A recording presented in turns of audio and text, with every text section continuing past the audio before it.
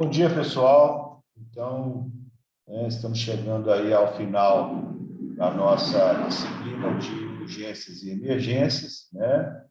Esse primeiro semestre letivo aí é um pouco atrasado em função, aí todo mundo sabe, da questão da pandemia. Hoje eu deixei como última aula acidentes com animais peçonhentos, né?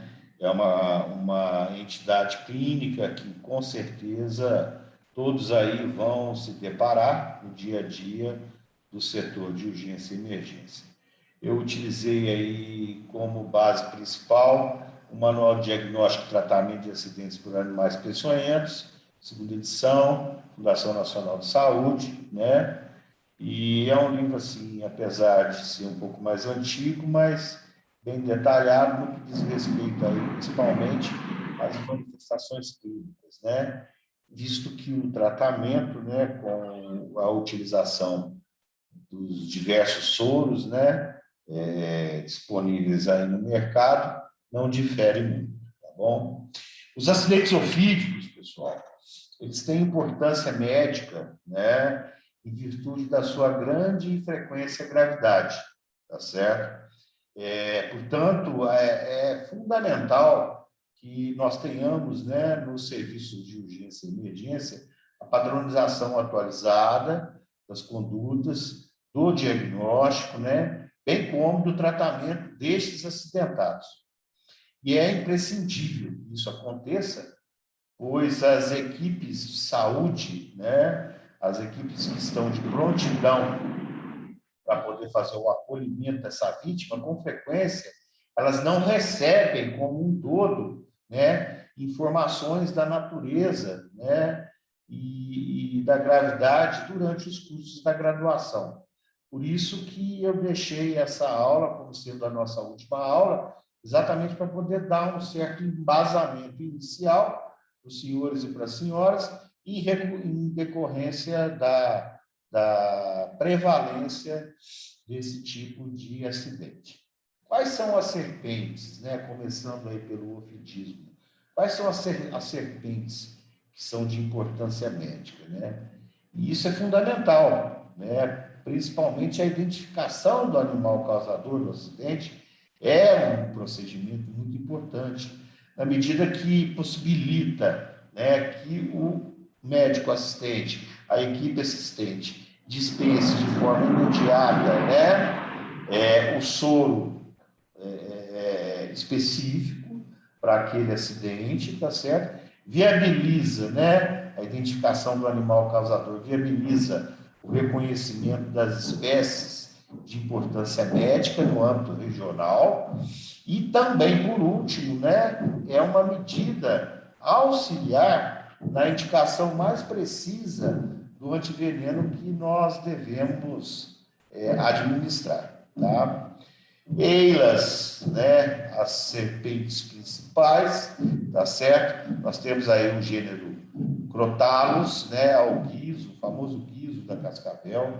Nós temos aqui o gênero Potrops, que é a jararaca, né, que corresponde aí praticamente a 70 ou mais por cento aí dos acidentes ofídicos, né, com serpentes peçonhentas e venenosas, tá certo? O grupo Lachesis, que representa um pequeno percentual, a sintomatologia, como nós vamos ver, é muito semelhante à picada pelo grupo aí do Botrops, tá certo? Mas, dada a localização, né, a questão loco-regional, por ser um acidente muito restrito a florestas, né, ela não é demasiadamente notificada. Então, nós não temos uma real incidência desses tipos de incidente, de acidente. E, por último, né, o gênero Micrurus, né, que é exatamente a coral, no caso aí, a coral verdadeira. A distribuição dos acidentes ofídicos, né, segundo o gênero de serpente, olha, eu falei em Bótropes em torno de 70%, mas na realidade chega até 90,5% dos acidentes, tá? A Crotalus, né, que é o principal representante, é a cobra cascavel, em torno de 7,7%. a laqueses em torno de 1,4% e micros em torno de 0,4%. Então, realmente, a gente vai ter que ter aí uma visão mais direcionada para a questão aí da sintomatologia relacionada ao bótox, tá bom? A letalidade. Na década de 90, né, nós tivemos aí em torno de 81.611 casos notificados. Destes, registro de aproximadamente 359 óbitos, tá? Excluindo-se aí 2.361 casos informados como não peçonhentos, tá?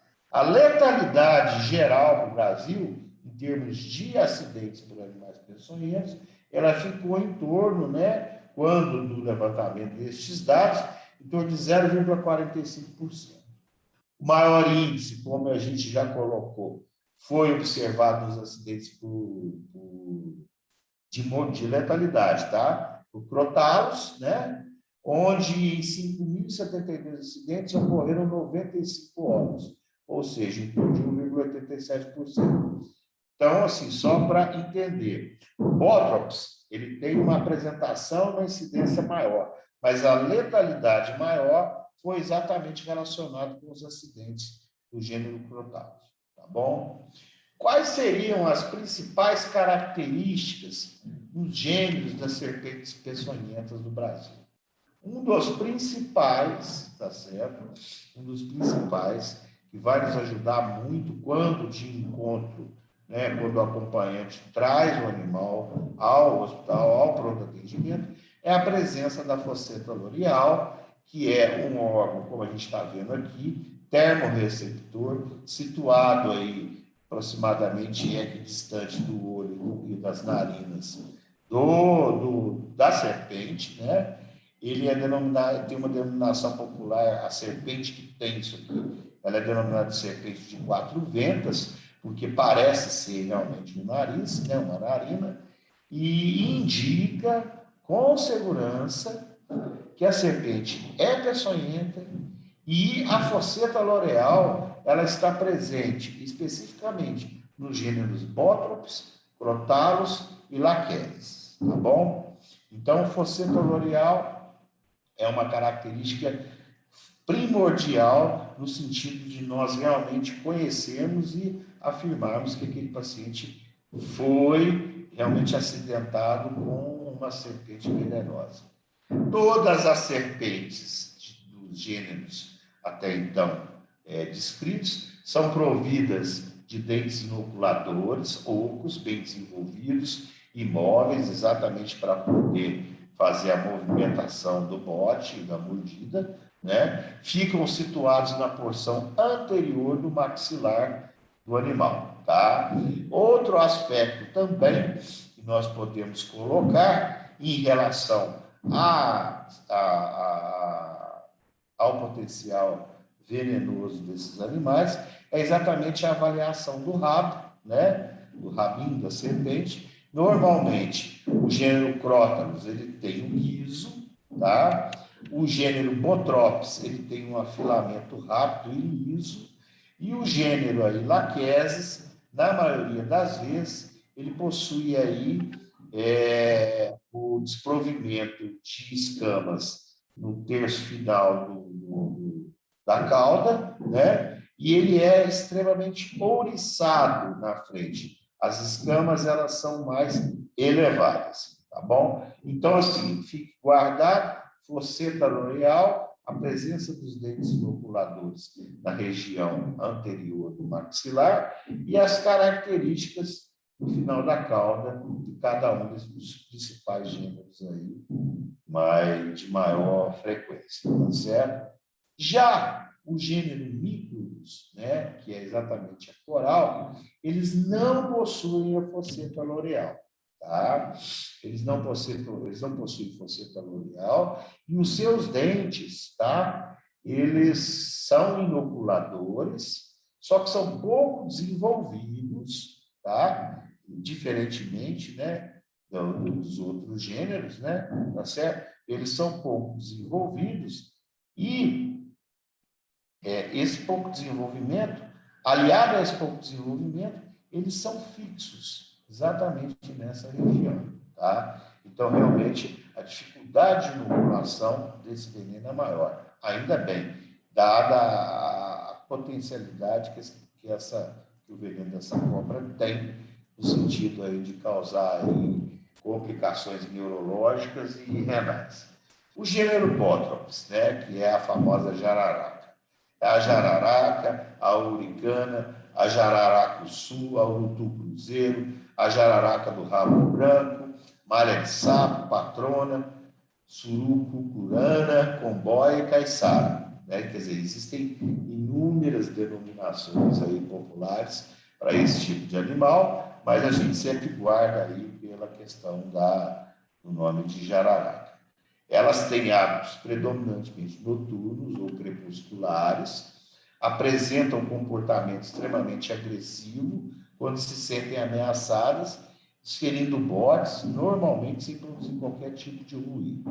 Já o Crotalus, né, que é a cascavel, olha aqui uma característica bem marcante do rabo, né?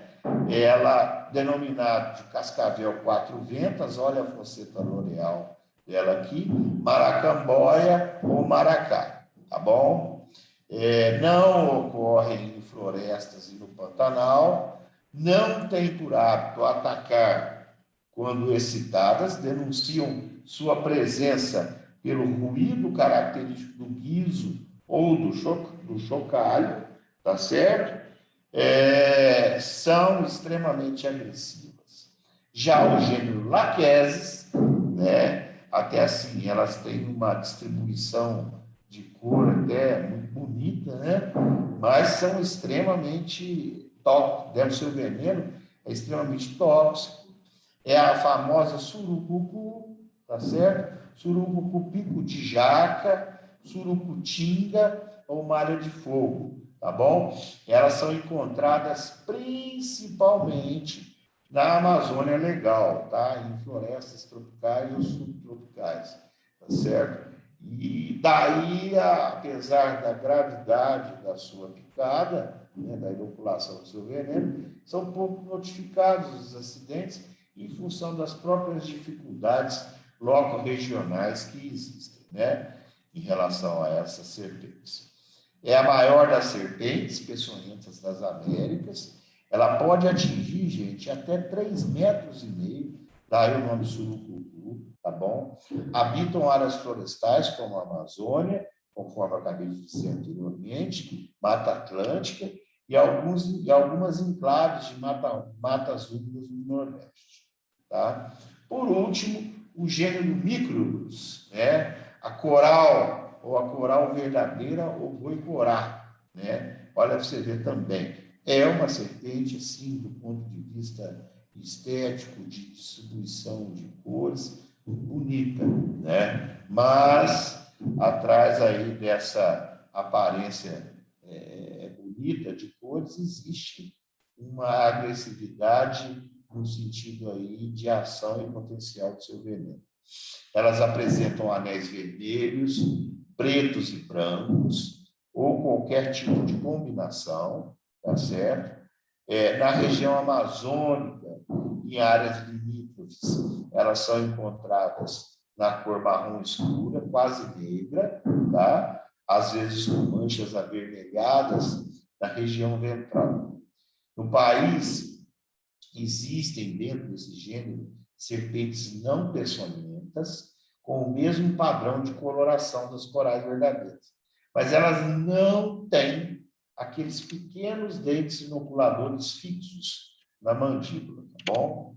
Diferem ainda na configuração dos anéis, tá? A coral verdadeira, o anel envolve toda a circunferência do corpo.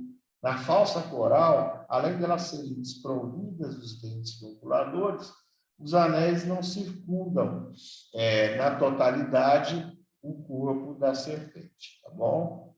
E o que esses venenos eles fazem? Né? Qual que é a ação principal desses venenos, desses principais aí, tipos de serpentes? Na maioria das vezes, no caso do botrópico, tá? isso agora já começa a chamar um pouco a atenção.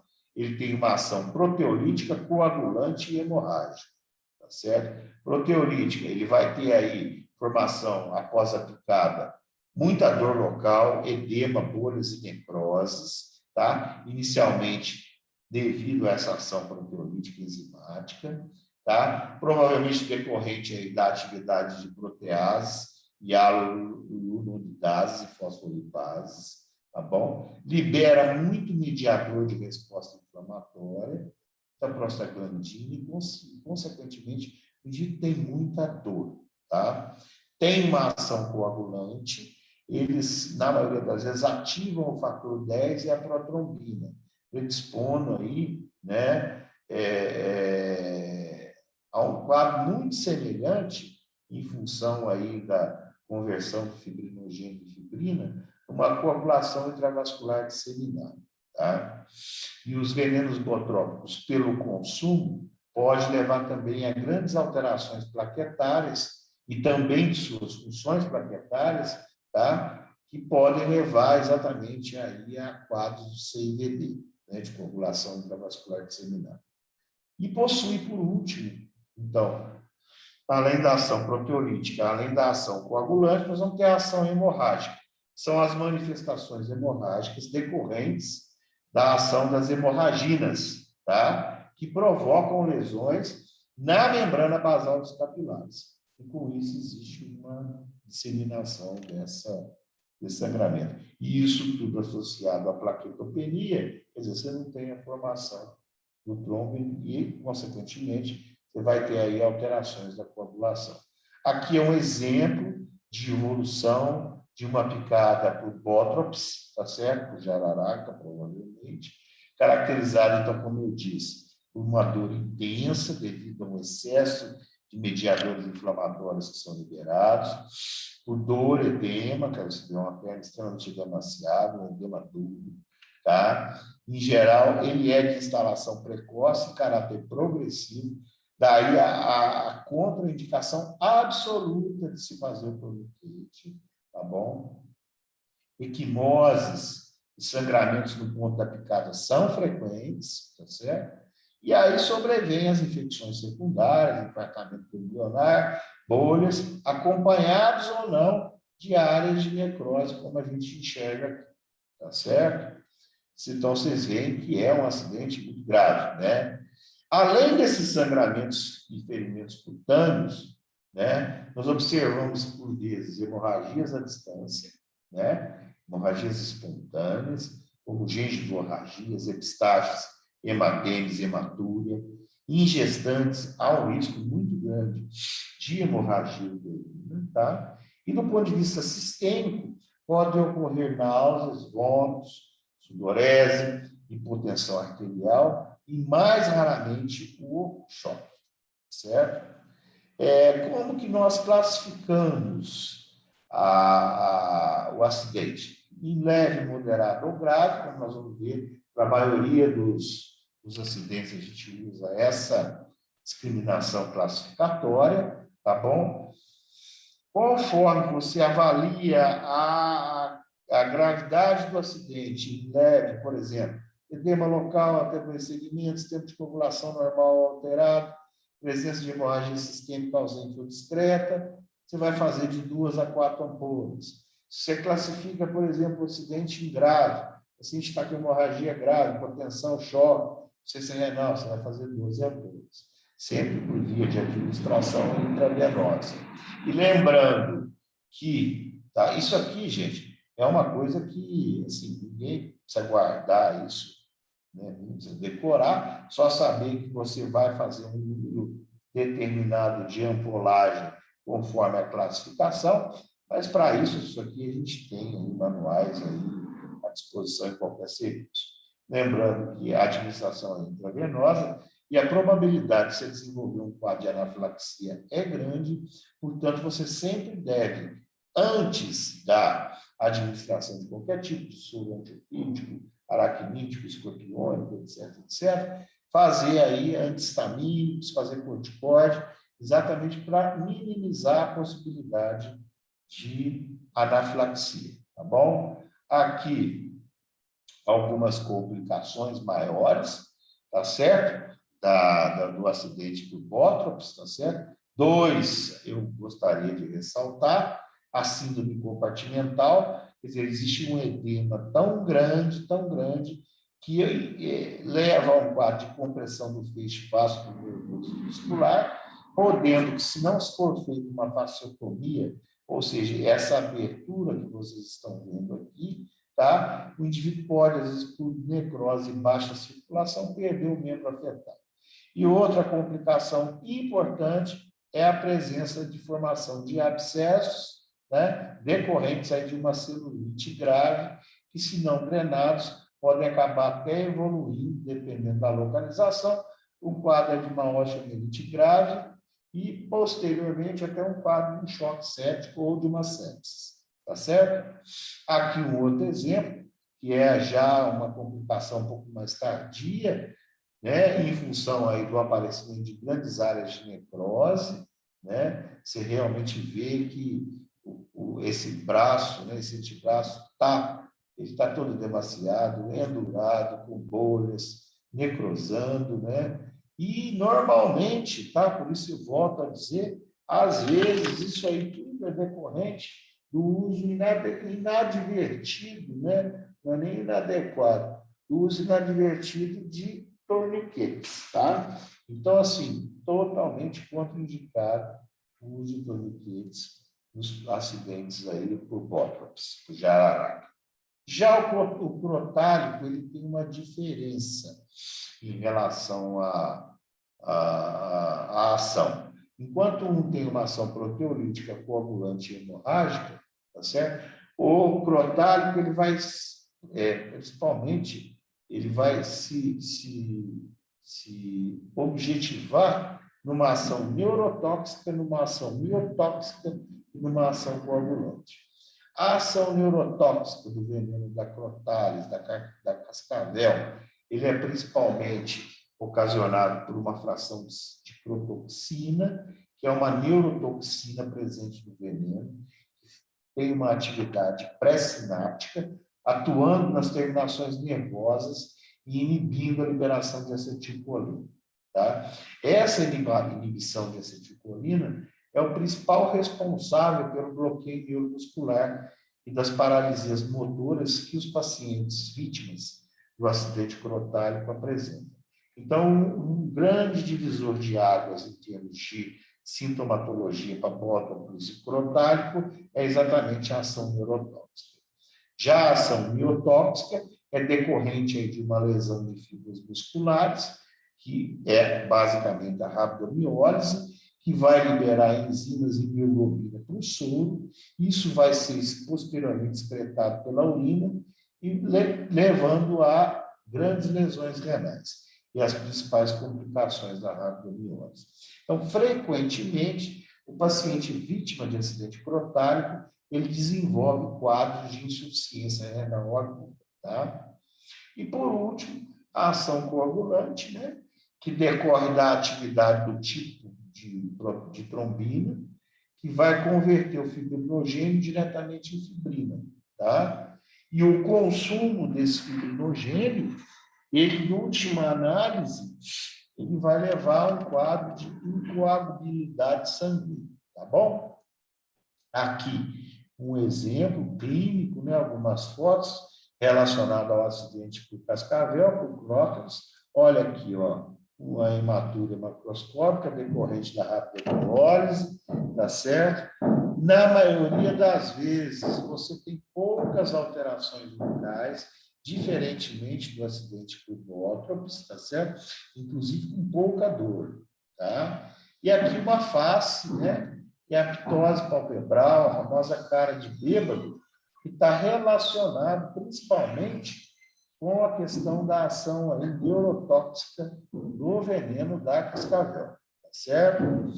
Bom, as manifestações, elas são também classificadas em leve, moderada ou grave, tá? E conforme a classificação colocada, leve, moderado ou grave, você vai ter uma ampolagem X ou Y ou Z que você vai fazer. Normalmente, para acidentes leves, tá? São 5 ampolas. Para acidentes graves, aí pode chegar até 20 ampolas de soro anticrotário. Tá bom? Bom, e o laquético, né? O laquético aí é a grande incógnita, né? Por conta daquilo que eu falei. Na Amazônia, floresta, na maioria das vezes não tem como fazer aí uma notificação adequada, mas em relação ao que nós conhecemos, tá? Seria um mix, tá bom? Tanto da ação do veneno da Bótrops, como da ação do veneno da Crotália. Então, ele vai ter ação proteolítica, que nós já discutimos, ele vai ter ação coagulante, que nós já descrevemos, ele vai ter ação hemorrágica, que são os 3 pilares aí do acidente hipotrópico, tá certo? Associado a uma ação neurotóxica decorrente de uma estimulação vagal. Porém, ainda nos caracterizou especificamente a fração específica que é responsável por essa atividade. Então, assim, existe sim, você está lá de plantão, no meio do hospital de base militar, chega um paciente vítima de picada, que tem dor local, ação proteolítica, coagulante, e está com alteração neurológica, com certeza você pode pensar aí num acidente laquético, tá certo? Olha aqui algumas alterações, então aqui isso aqui lembra muito Bótrops, tá certo? O edema local, no local da picada, né? E a face miastênica, digamos assim, a face neurológica, né? Que vem em conjunto com as 3 ações principais que o Bótrops possui. Então, assim, reforçando, acidente laquético, extrema gravidade, e é um mix de apresentação das 3 ações do Bótrops associada a um quadro neurológico presente aí nos acidentes que ocorrem com acrotatos. O tratamento específico é o soro antilaquético, tá? Ou antipotrópico laquético, tá? Na ausência do soro antilaquético ou antipotrópico laquético, nós utilizamos somente o soro antipotrópico.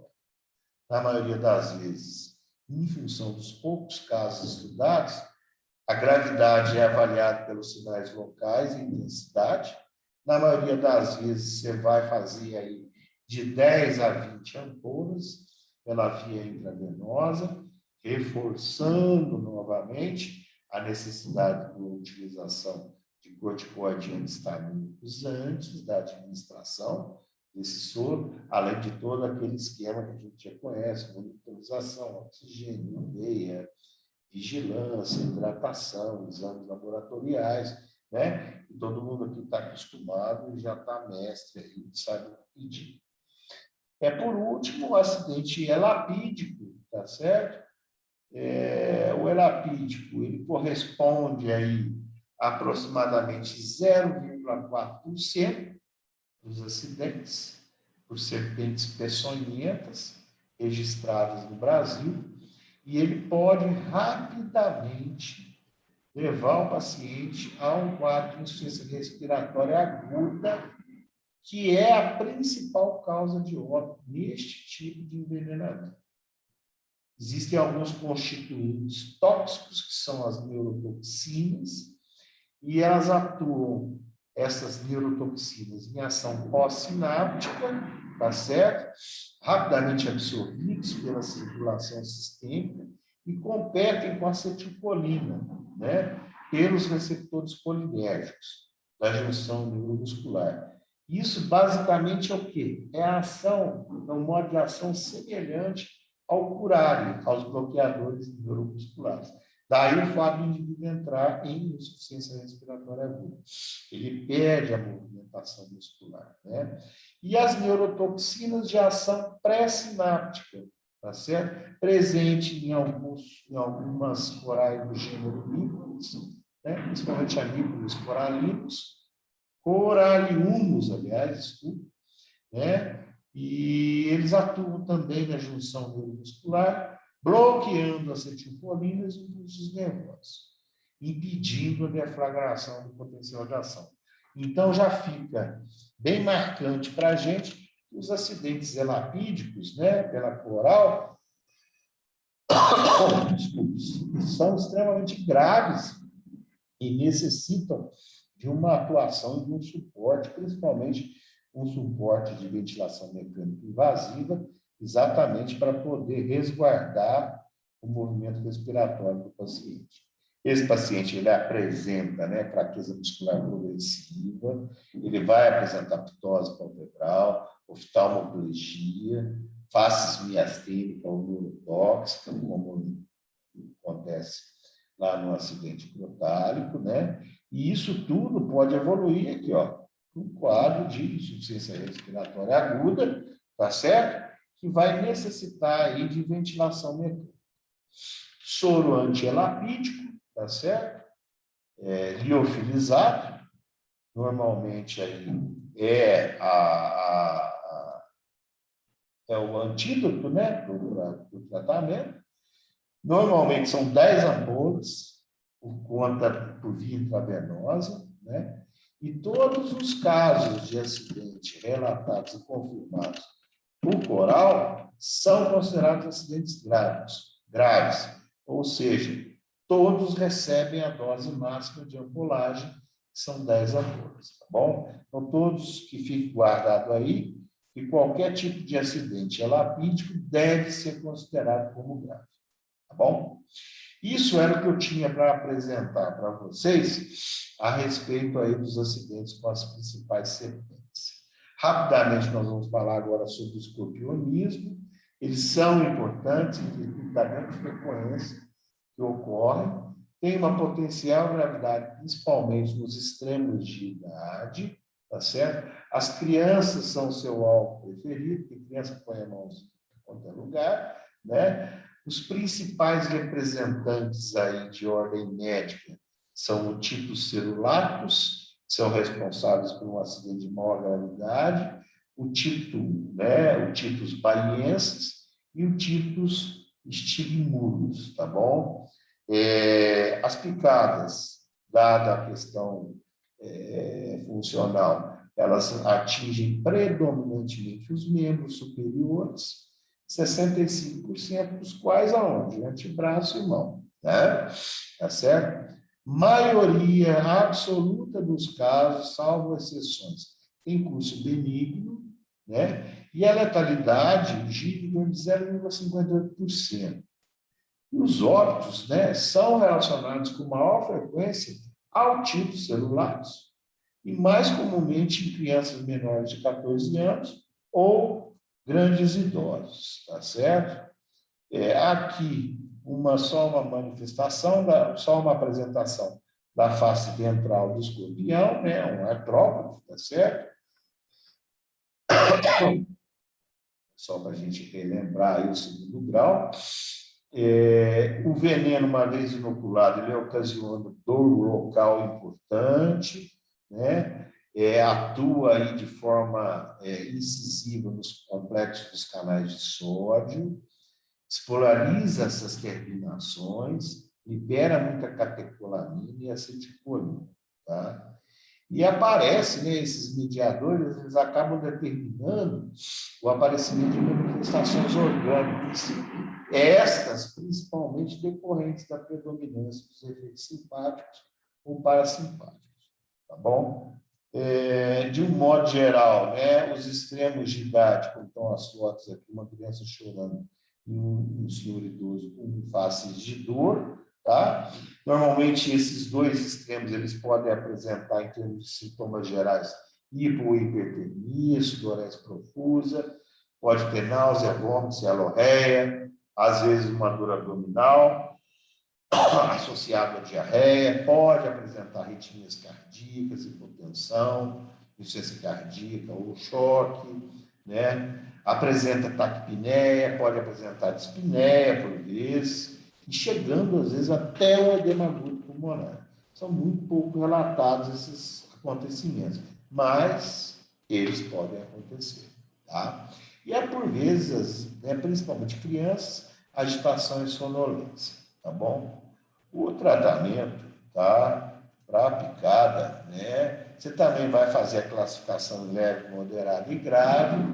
Na maioria das vezes, a primeira atitude sua, após monitorização, oxigênio, veia, coleta de exames, é você fazer uma infiltração local com xilocaína no local da picada, para tirar aquela dor local, que por vezes ela é de forte intensidade, e dependendo do limiar de dor do paciente, ele pode sofrer muito, então a gente bloqueia essa dor e classificamos, né? Eu já falei que essa classificação, isso aí você vai pegar lá o livrinho e vai ver, ele está com dor local intensa, náusea, vômito, sudorese e anorreia, agitado, taquicárdia, taquipnea e hipertenso. Então, eu vou fazer de 2 a 3 ampolas, tá certo?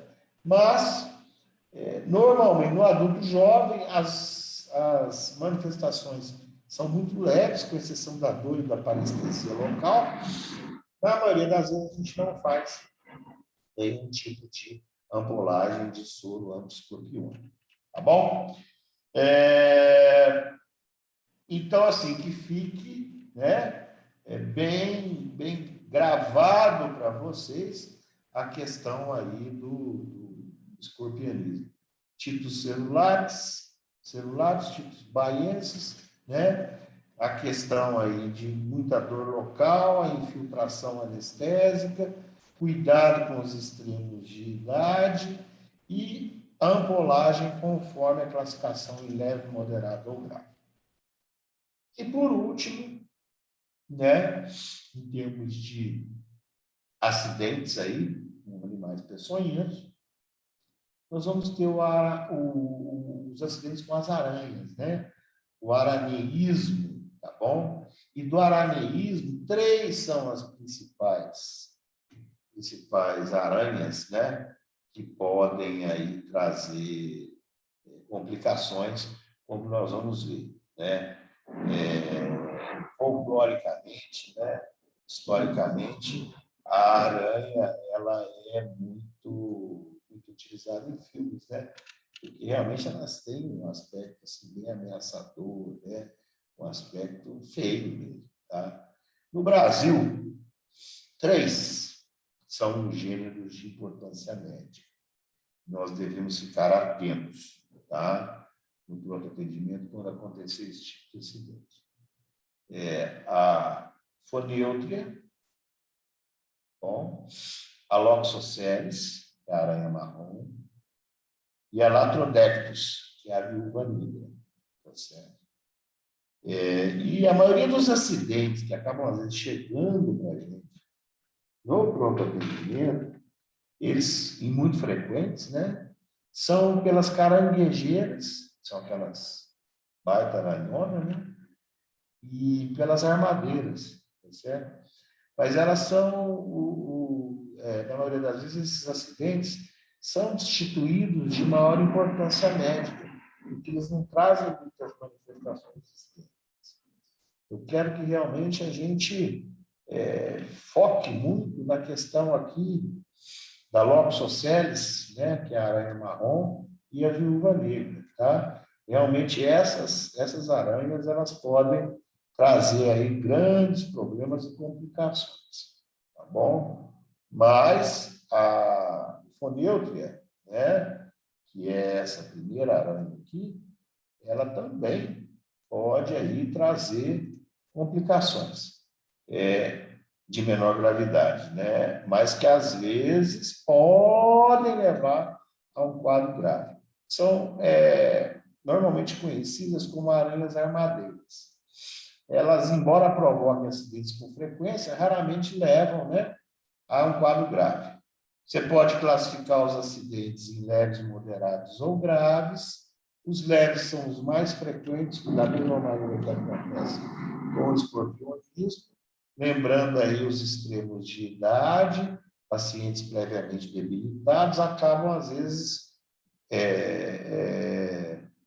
evoluindo de uma maneira mais desfavorável, tá? Mas em torno de 91% você vai fazer o quê? medicação sintomática e bloqueio anestésico na mão, no pé ou na onde o paciente foi vítima da picada. Por vezes acontece taquicardia, agitação, e isso às vezes é secundário ao próprio quadro doloroso. Os moderados, eles acontecem em aproximadamente 7,5% do total dos acidentes do fonêutra, são associados a manifestações locais e aparecem alterações sistêmicas, principalmente hipertensão e sudorese, tá? Por vezes visão turva. Em torno de 0,5% e praticamente restrito a crianças, você tem aí as manifestações graves, né? Que podem, inclusive, chegar a quadros importantes aí de choque circulatório, com hipotensão arterial refratária e edema agudo de pulmão, tá bom? Mas, na maioria das vezes, é observar. Você vai fazer, como eu disse, a lidocaína, você vai tirar a dor desse paciente, tá certo?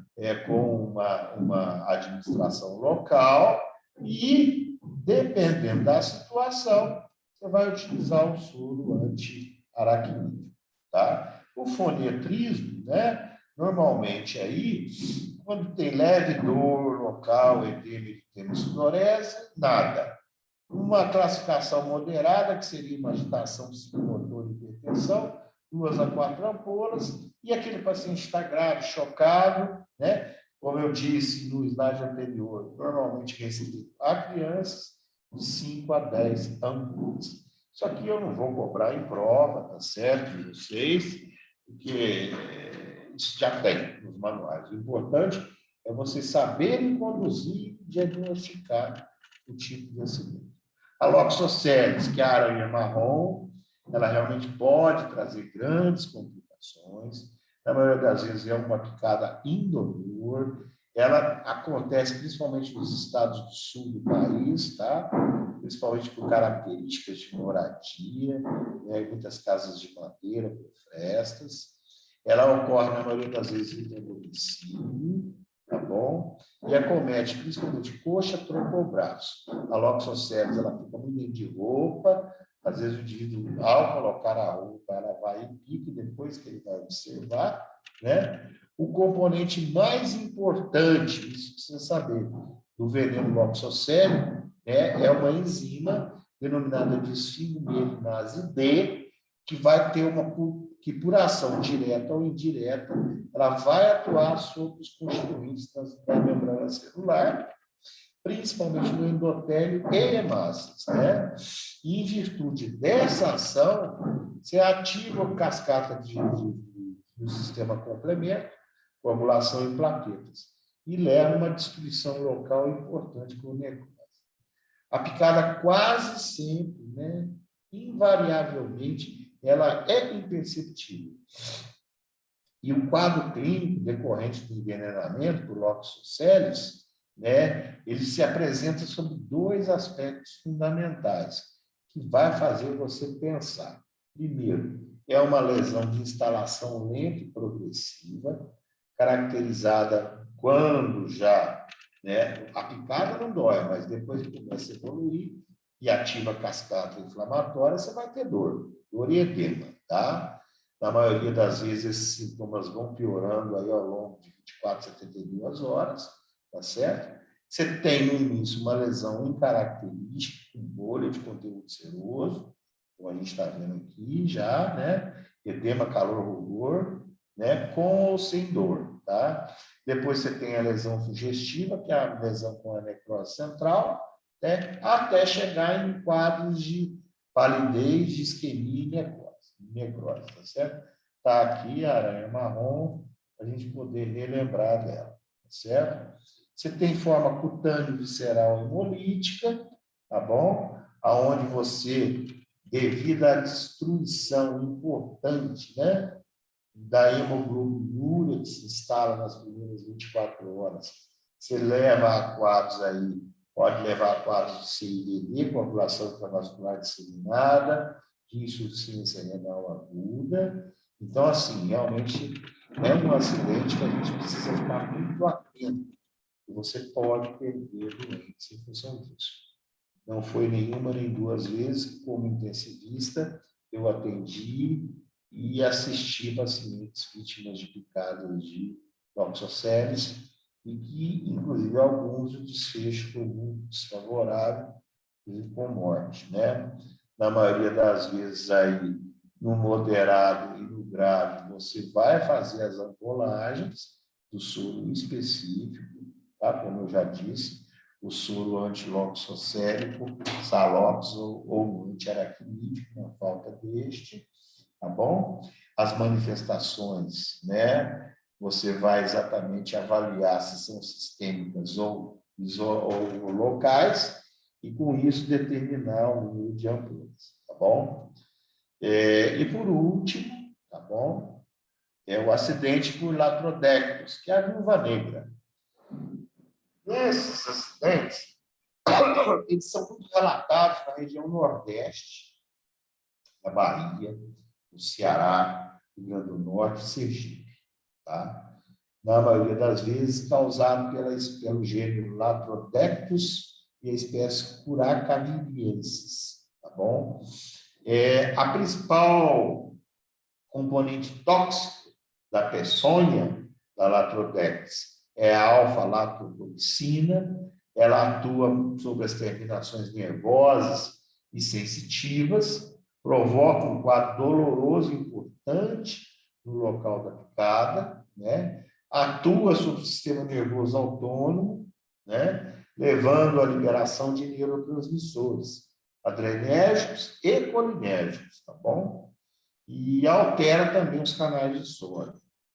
E isso normalmente se inicia com uma dor local, em 60% dos casos, de pequena intensidade, e evolui com uma sensação de queimadura, tá?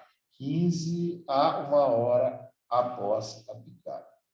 O latrodectrismo, né, ele vai ter uma clínica bem característica, tá? Dada a gravidade da picada da viúva negra, que é a contratura facial, o trismo de masséteres, né? Isso que caracteriza a face latrodectísmica, tá? Você vai ter tremores em 26% dos casos, o paciente, por vezes, se apresenta ansioso e excitado, ele pode relatar insônia, dores de cabeça, coceiras, né, pruridos pelo corpo, e há relatos, né, de distúrbios importantes do comportamento e que evoluem para choque circulatório nos casos graves, tá bom? E por que ele tem essa face, né, latrodectísmica? Normalmente, você tem contraturas musculares periódicas, exatamente em função da alteração dos canais de sódio, movimentação incessante, tá? E hiperreflexia ósseo-músculo-tendinosa, tá bom? De forma bem constante. Então, vocês veem aí que o acidente por viúva negra, né, é importante. Você faz a classificação também em leve, moderado ou grave, tá certo? E você vai utilizar o soro antilatrodéptico, né, intramuscularmente, e as ampolas vão variar de 1 a 2 ampolas, principalmente nos casos moderados a graves. Aí, mais uma vez, pega lá o manual e seleciona, né, quais são os sinais e sintomas que estão aparecendo.